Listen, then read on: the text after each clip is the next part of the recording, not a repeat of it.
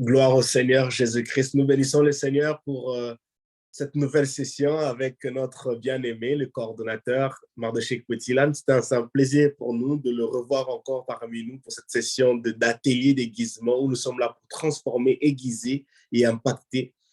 Et nous sommes là pour être des Ananias, comme Ananias l'a été à Paul, pour aider la personne, tenir par la main et l'aider à faire les premiers pas dans la foi chrétienne, dans cette marche chrétienne, pour savoir que non, voilà ce que tu dois faire, qu'est-ce que tu dois comprendre par ceci, par cela, afin que tu puisses bien cheminer dans ta voie, dans ta marche avec le Seigneur Jésus. Et nous bénissons le Seigneur pour ceci, nous bénissons le Seigneur pour cette grâce, cet atelier d'aiguisement qui est mis en place et pour tout le monde. Né de nouveau, chrétien, 15 ans dans le Seigneur, dans la vie chrétienne, ceci est important pour nous d'apprendre comment être toujours efficace dans l'évangélisation. Nous devons être efficaces et performants dans l'évangélisation. C'est renouveler chaque année, chaque mois, trouver de nouvelles techniques, de nouvelles stratégies pour pouvoir gagner des âmes. Parce que plus le monde évolue, plus les choses deviennent encore plus difficiles à approcher les gens. C'est tellement très important. Aujourd'hui, nous voyons le monde digital où en tant qu'évangéliste, en tant qu'enfant de Dieu, gagneur d'âme, nous sommes aussi appelés à nous retrouver dans ce monde des réseaux sociaux pour trouver des stratégies, comment encadrer les bien-aimés, comment gagner des âmes, comment être des Ananias dans les réseaux sociaux, bien adaptés, bien informés, capables d'atteindre plusieurs personnes sur les réseaux sociaux. Et en ce jour, nous allons répondre à une question, je dirais très capitale. Pourquoi Dieu ne nous a pas sauvés par les œuvres, mais par la grâce?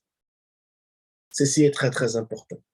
Beaucoup de dénominations chrétiennes, des églises, en ont changé ou je dirais même amené cette question sur certains angles qui sont s'étant transformés comme des hérésies. Mais nous devons aujourd'hui nous allons répondre à cette question. Pourquoi Dieu nous a sauvés par la grâce et non par les œuvres? Prions le Seigneur. Tendre Père, nous voulons que tu puisses nous bénir, Seigneur. Bénis cette session. Seigneur, merci parce que tu nous as sauvés par la grâce et non par les œuvres. Et ta grâce ne discrimine personne. Ta grâce, Seigneur Père éternel Tout-Puissant, n'écarte personne. Elle est disponible pour tout cela. Seigneur Père éternel Tout-Puissant, qui désire être changé, qui désire être transformé, qui désire, Seigneur Père éternel, se retrouver, Seigneur, dans le monde de la lumière. Et ta grâce, Seigneur Père éternel, elle court même vers ceux-là, Seigneur Père éternel, qui sont perdus pour leur racheter.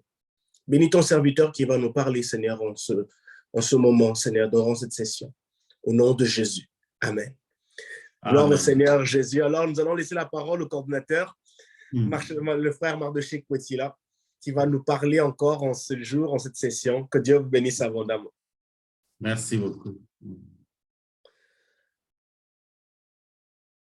OK, merci. Je vous salue tous au nom de Jésus. Amen. La première fois, quand nous avons commencé cet atelier, nous avons parlé des avantages de la foi en Christ. Et nous avons vu qu'il était très important pour nous de placer notre foi en Christ parce que c'est en lui seul que nous avons le pardon de péché. C'est lui qui a le pouvoir de nous donner l'identité d'enfant de Dieu. C'est lui qui nous donne la vie pour l'éternité. C'est lui aussi qui s'installe, vit avec nous, chemine, marche avec nous jour après jour jusqu'au bout de notre course sur cette terre et même après. Et c'est lui aussi qui a le pouvoir de faire de nous de nouvelles créatures. La deuxième chose que nous avons vue, c'était par rapport à notre relation et notre communion avec Dieu. Il est important de faire cette distinction. Ça m'a beaucoup aidé de savoir que je suis enfant de Dieu pour l'éternité. Je ne suis pas enfant de Dieu pour une période, pour une saison, pour un temps. Je le suis pour la vie. Dieu est mon Père, selon Jean 1,12. Je suis devenu son enfant. Je le suis, je le reste à jamais. Amen. Mais par contre, dans ma marche avec mon Père, je peux commettre des erreurs. C'est ma communion avec lui qui sera brisée. Et ma communion, pour être réparée, je dois demander pardon à Dieu. C'est la confession. Amen. se repentir régulièrement quand nous commettons des erreurs, parce que nous ne sommes pas encore parfaits. Nous tendons à la perfection et dans la course, dans la marche. Chaque fois que nous tombons, relevons-nous, regardons à notre Père, demandons-lui pardon. Et le Seigneur Jésus, qui est notre avocat auprès de lui, plaide en notre faveur. Lui qui a subi le même tentation que nous, le même épreuve que nous, il nous comprend mieux que ceux qui nous entourent. Lui qui vit dans nos cœurs, il compatit mieux que ceux qui ne sont pas, qui ne vivent pas dans nos cœurs. Et donc, lui, il peut plaider pour nous et nous obtenons le pardon. Mais l'autre chose aussi sur laquelle nous avons insisté, c'est le fait de savoir que malgré que nous sommes en relation, en fait, la vérité de ce que nous sommes en relation avec la communion, et que notre relation est éternelle. La communion peut se briser. Il faut confesser quand la communion se brise. Scandalise beaucoup de personnes qui ont une conception de la vie chrétienne, je veux dire, de la perfection totale. Et les trois types d'hommes que nous avons vus dans 1 Corinthiens peuvent nous aider à comprendre cela. Ne soyons pas scandalisés de voir aujourd'hui, par exemple, une personne qui était zélée dans le Seigneur et demain, il ne l'est plus. Ou pratiquement, il ne prie même plus. On peut trouver ça. Est-ce qu'on va dire qu'il a perdu son salut ou qu'il n'est plus enfant de Dieu? Donc, les catégories de personnes, ça nous aide. Rappelons-nous que Jésus lui-même a dit que l'ivraie et le bleu doivent croître ensemble. La seule personne qui connaît les vrais enfants de Dieu, les chrétiens sur cette terre, c'est Dieu lui-même. Nous ne connaissons les personnes qu'au travers, le chrétien, qu'au travers de ce qu'ils produisent, des fruits qu'ils produisent. Si ces fruits sont bons, on peut dire à peu près c'est un chrétien. Si les fruits ne sont pas bons, on va dire que ce n'est pas un chrétien. Mais quelqu'un peut pratiquer tout ce que les chrétiens font. Il peut prêcher l'évangile, il peut chanter pour Dieu, il peut faire tout ce que les chrétiens font, mais il n'a pas une relation personnelle avec Dieu. Et une telle personne peut un jour se décider de ne plus faire ça. Donc, ça veut dire que dès le départ, il n'était pas déjà enfant de Dieu. Il n'avait jamais rencontré personnellement Jésus-Christ. Donc, il est possible qu'une telle personne abandonne Dieu. Mais celui qui est enfant de Dieu, qui a été vraiment sauvé par Dieu et qui comprend pourquoi il a été sauvé, et quelle est la relation qu'il a avec Dieu aujourd'hui, il est enfant de Dieu pour l'éternité. Amen. Alors, toujours dans ce cheminement de la foi, je me suis posé encore une autre question. C'est vrai que j'étais déjà soulagé de savoir qu'en Christ Jésus, j'ai reçu beaucoup de choses que le monde ne peut pas me donner, que je suis enfant de Dieu pour la vie, pour l'éternité, que je dois soigner ma communion avec lui par la confession. Et la distinction de trois types de personnes m'aide à ne pas être scandalisé quand il y a des scandales qui arrivent dans l'Église, quand il y a des scandales qui arrivent dans le milieu chrétien, parce que dans le milieu chrétien, nous ne sommes pas au ciel, nous sommes ensemble avec des personnes qu'on a appelées des hommes naturels, des personnes qu'on a appelées charnelles et des personnes spirituelles. Donc, c'est ça l'idée des livrets et des bleus qui croissent ensemble. Donc, on aura toujours des scandales dans l'Église, on aura toujours des scandales dans le milieu chrétien, mais cela ne veut pas dire que l'Église est mauvaise. C'est faux. L'Église est le meilleur endroit où il faut se retrouver. Donc, mais maintenant, ma question, l'autre question que je me suis posée, il est vraiment lié à mes questions de départ qui m'ont retardé de donner ma vie à Jésus. C'est la question de salut par la grâce et non par les œuvres. Je me suis posé cette question, pourquoi Dieu nous a sauvés par la grâce et non par les œuvres? Pourquoi je me posais cette question? Parce que dans le monde qui m'entoure, je sais que pour avoir un salaire, par exemple, vous devez travailler. Vous devez travailler et à la fin du mois, votre employeur vous paye.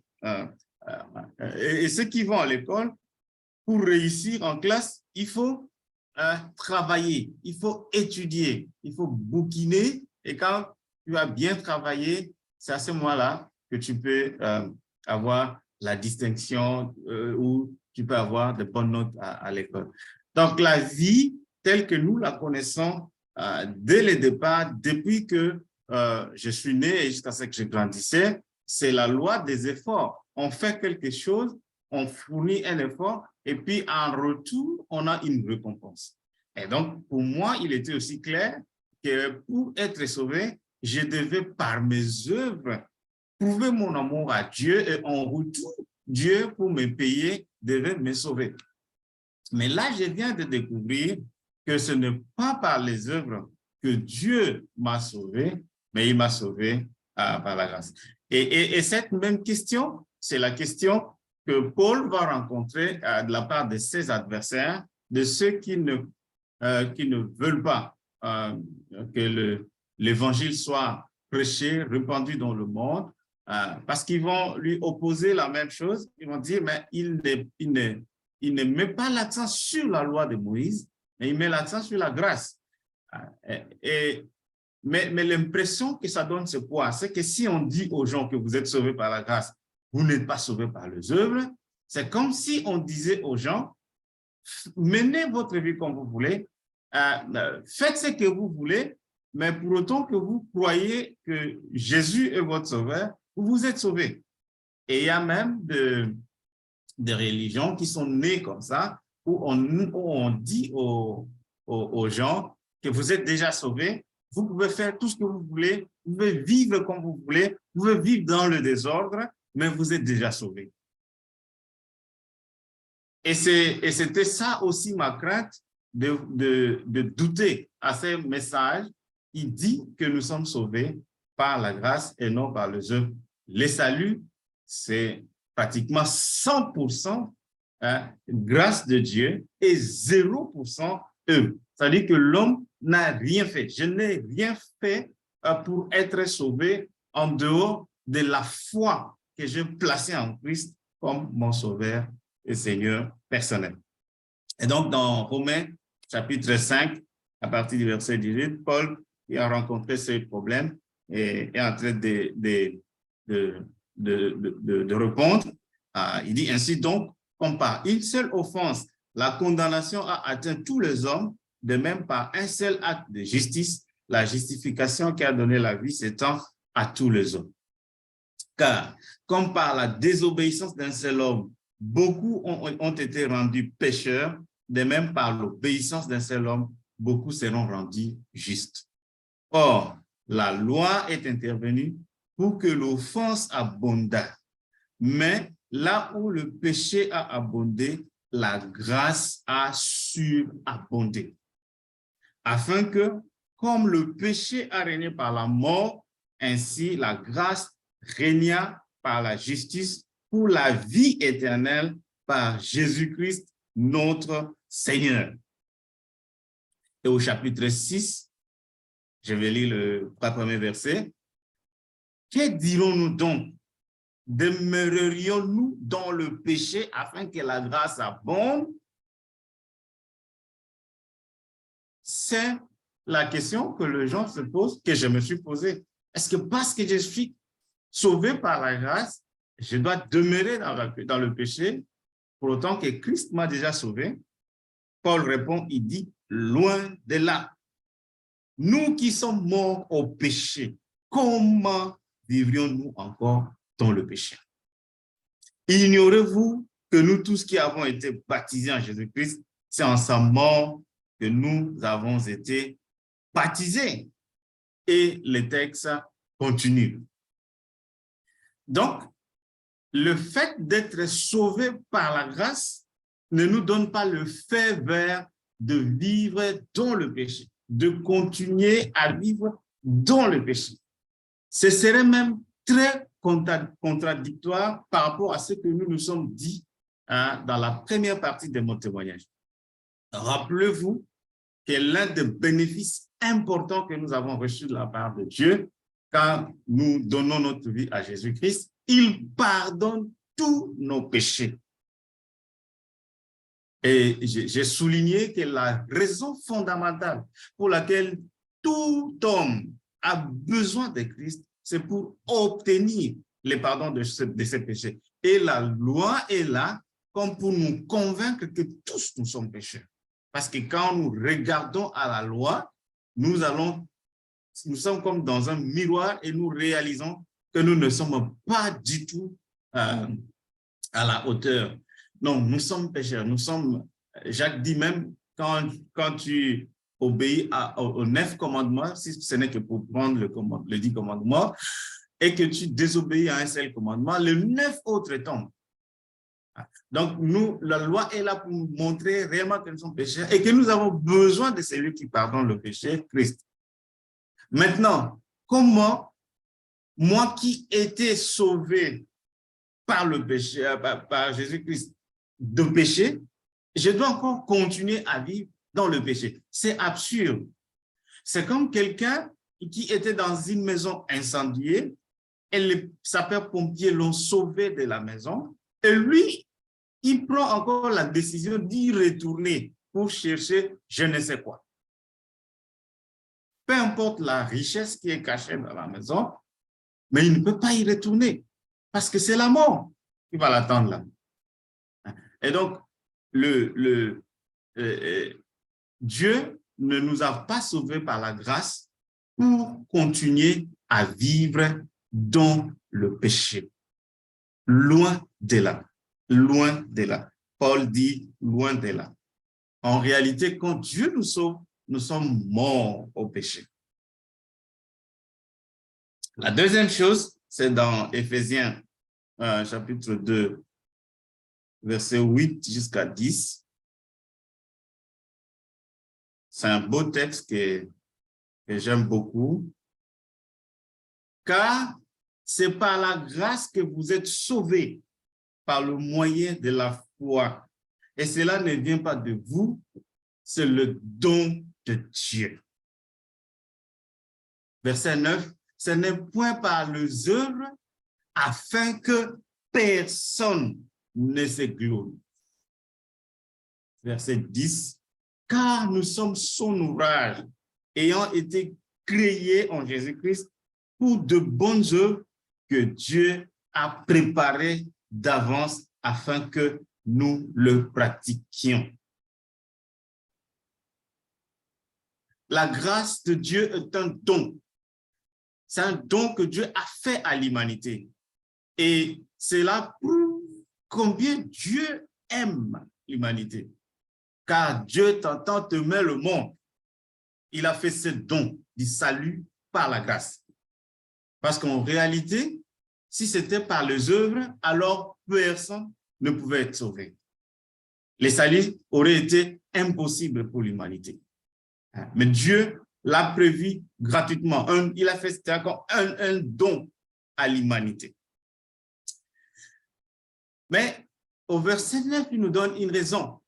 Il dit, ce n'est point par les œuvres, afin que personne ne se glorifie.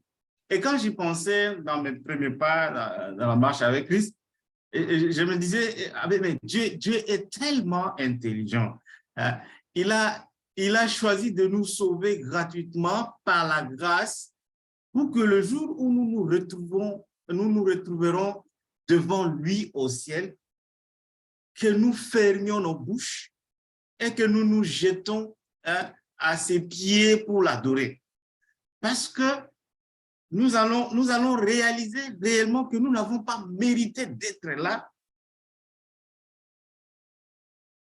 Et le verset 9 de Éphésiens 2 le précise très bien, ce n'est point par les œuvres afin que personne ne se glorifie. Le jour où nous serons devant Dieu, dans la Jérusalem nouvelle, personne ne va se glorifier pour dire « je suis ici parce que je le mérité ».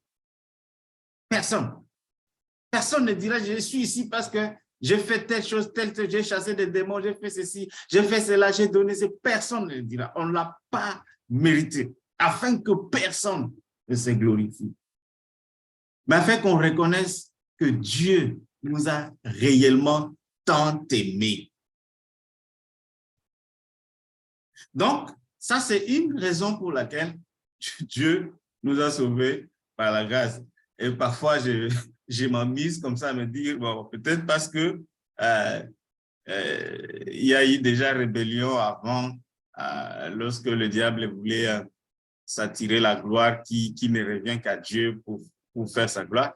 Donc, nous aussi, quand nous serons là-bas, si c'était par les œuvres qu'on était sauvés, un jour, quelqu'un de courageux pouvait dire à Dieu, dit, bon, vieux, de toute façon, moi, je suis ici parce que, à cause de mes œuvres. Mais pourquoi il n'y a que toi, celle que nous adorons ici? Pourquoi il n'y a que toi, celle qui a gloire et honneur ici? Ça ne peut pas se passer comme ça, parce que quand nous serons là-bas, personne ne peut dire que je suis arrivé ici par mes efforts. Et donc, la seule chose qu'on peut faire, c'est de l'adorer, c'est de crier Saint, Saint, Saint et l'Éternel. Tu es digne de gloire, tu es digne de louange, parce que ce que tu as fait pour moi, je ne peux pas l'expliquer. Je vais l'expliquer.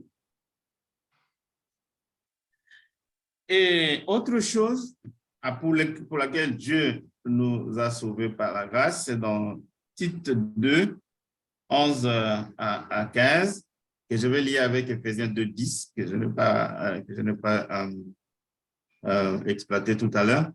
Et nous allons chuter par là. Tite 2, versets 11 à 15.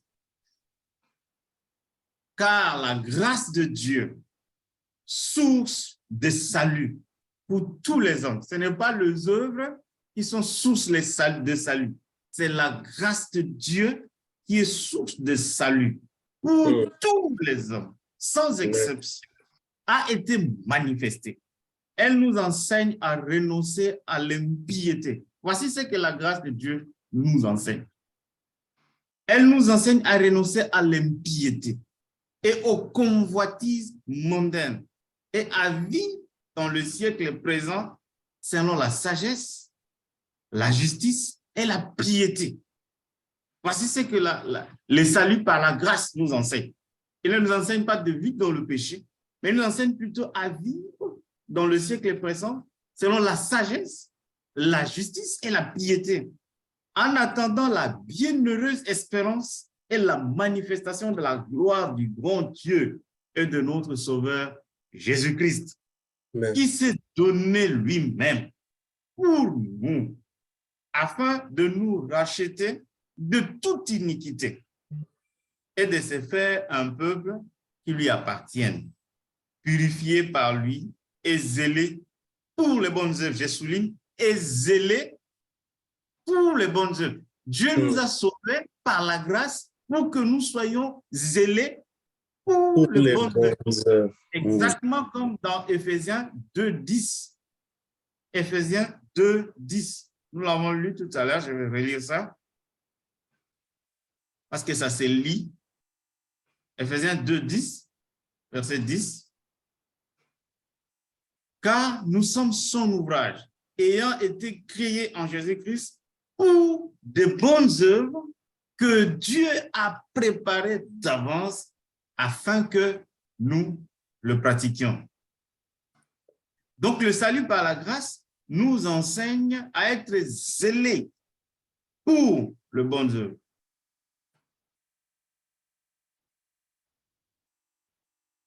Le verset 15 dit ces choses, exhorte et reprend avec une pleine autorité, que personne ne te méprise. Donc, le salut par la grâce ne nous donne pas un feu vert à mener notre vie comme nous voulons. Je suis déjà sauvé, j'ai le salut, je fais ce que je veux. C'est faux. Ce n'est pas ça ce que Dieu a voulu nous montrer. Mais Dieu a voulu nous montrer par le salut, par la grâce, son amour. Le Jean 3,16, car Dieu a tant aimé le monde. Il nous a montré son amour. Il veut nous convaincre qu'il nous a aimés les premiers, afin que nous, en retour, nous l'aimions. Amen. Et cet amour du salut par la grâce est un amour sincère. C'est un amour qui vient du fond du cœur. C'est un amour spontané. Ce n'est pas un amour forcé. Si j'aime Dieu par rapport aux œuvres que j'ai faites, ça ressemble à une corvée. Je dois faire telle chose pour que Dieu me donne telle chose. Ça ne marche pas. Mais quand je sais que Dieu m'a déjà sauvé, ça veut dire, nous sommes dans deux schémas différents. Dans la religion en général, les hommes vont vers Dieu. Ils ne font pas X, Y, Z pour aller à Dieu, pour atteindre Dieu. Mais l'Évangile nous enseigne que Dieu nous a sauvés. Nous ne pratiquons pas les biens, les bonnes œuvres. Nous ne sommes pas zélés pour les bonnes œuvres pour être sauvés, mais nous sommes zélés pour les bonnes œuvres parce que nous sommes sauvés. Ça change la perspective. Je crains Dieu pas pour être sauvé, mais je crains Dieu parce que je suis sauvé. En fait, Dieu m'a sauvé pour être son...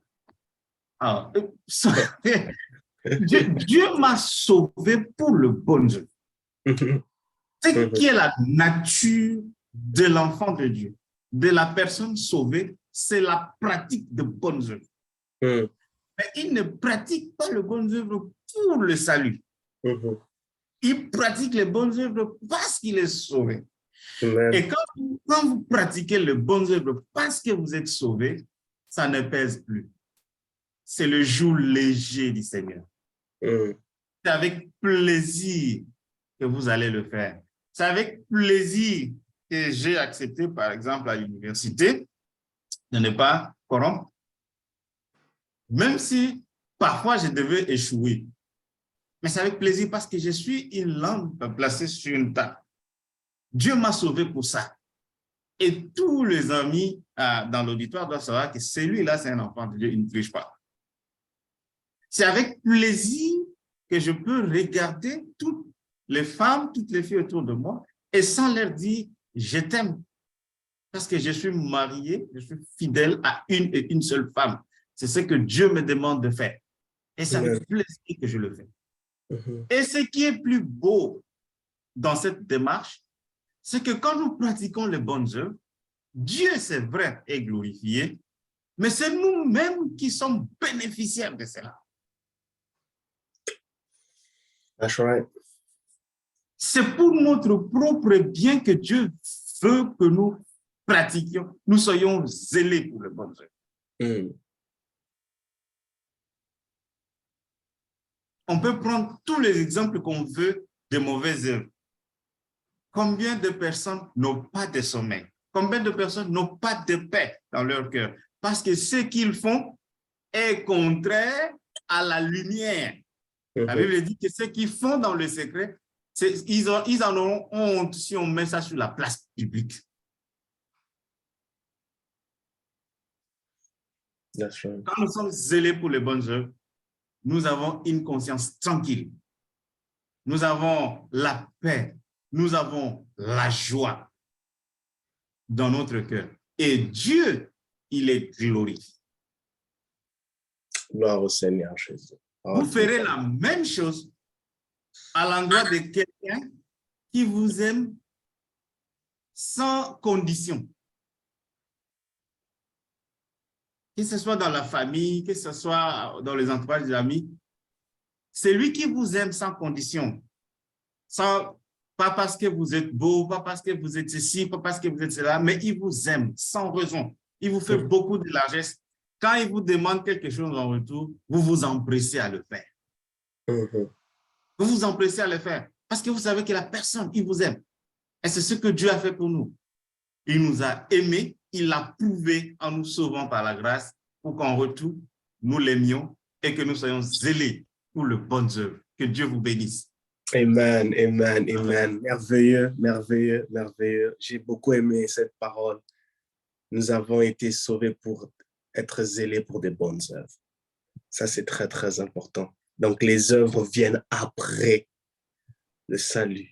Les œuvres viennent après l'action de la grâce de Dieu. Cela répond à la question dont nous avons dit au début, pourquoi Dieu nous a sauvés par la grâce et non par les œuvres. À toi qui nous suis maintenant, ce n'est pas à cause de l'argent que tu donnes aux pauvres, ce n'est pas à cause de tes bonnes œuvres qui fait que de toi, tu sois un enfant de Dieu. Non, c'est la grâce de Dieu qui a tendu ses mains vers toi. Cette miséricorde dont les cordes de Dieu ont été tendues vers toi pour nous faire sortir de ce gouffre de la mort, de la condamnation. L'apôtre Paul dit qu'il n'y a plus de condamnation pour ceux qui sont en Christ.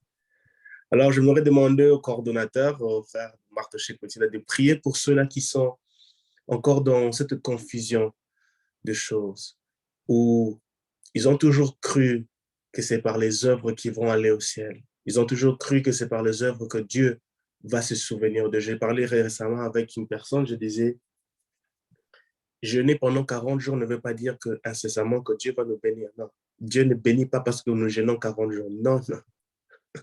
Dieu ne délivre pas parce que vous avez jeûné 40 jours, vous avez dormi par terre. Non. Le frère Mardoché l'a expliqué très bien. Le salut, la grâce, pour obtenir, pour devenir zélé pour de bonnes œuvres, pour avoir la joie, pour avoir la paix. Ça vient d'abord par la grâce de Dieu. Cette grâce de Dieu. Cette grâce de Dieu, il suffit d'une simple prière de 5 minutes, comparé à d'autres personnes qui peuvent faire 40 jours. Et la personne qui a fait 5 minutes obtient l'exaucement parce que la grâce de Dieu, elle est merveilleuse. Dieu est amour. L'amour de Dieu se révèle dans la grâce de Dieu. Alors, j'aimerais que le coordinateur puisse prier pour ces personnes-là. À toi qui nous suis maintenant, vous avez toujours pensé que je dois faire beaucoup des œuvres, je dois faire beaucoup d'efforts pour obtenir cette délivrance. C'est vrai, bien, c'est vrai qu'on a l'habitude, excusez-moi de prendre un peu beaucoup de temps, mais on dit dans la Bible que non, voilà, Jésus a dit que non, c'est tel miracle, c'est sorte par des jeûnes et prières. Mais le même Jésus, lorsque les disciples ont posé la question, est-ce que cet enfant qui est aveugle, né aveugle, c'est lui qui a péché ou ces enfants qui ont péché? Même Jésus dit que c'est pour la gloire de Dieu. Pourquoi ils n'avaient pas dit de les jeûner et prier? Il y a une grande différence. Pour nous montrer que c'est la grâce de Dieu. C'est la grâce de Dieu. La grâce de Dieu qui se manifeste même au travers de nos jeûnes et prières. Mais la grâce de Dieu aussi pour nous imposer, pour nous dire, bénis Dieu pour cette situation parce que ça rend gloire à Dieu, même pendant ce temps difficile qui s'impose dans la vie de la personne. Alors, j'aimerais que le coordinateur puisse prier pour tous ces internautes, ces personnes qui vont nous suivre maintenant. Prions. Dieu notre Père, nous bénissons ton nom, toi qui as pourvu le salut comme un don pour l'humanité. Amen. Le salut est disponible. Il est gratuit. Tu as tout fait pour que tout homme, quiconque croit en Jésus, soit sauvé. Tu nous as sauvés de péché pour que nous devenions zélés pour le bon œuvre que tu as préparé d'avance afin que nous le pratiquions. Aide mon frère, aide ma sœur qui n'a pas encore saisi la portée du salut par la grâce. De comprendre que nous sommes zélés pour toi, nous t'aimons, nous sommes zélés pour le bon œuvre, pas pour être sauvés, mais parce que nous sommes sauvés.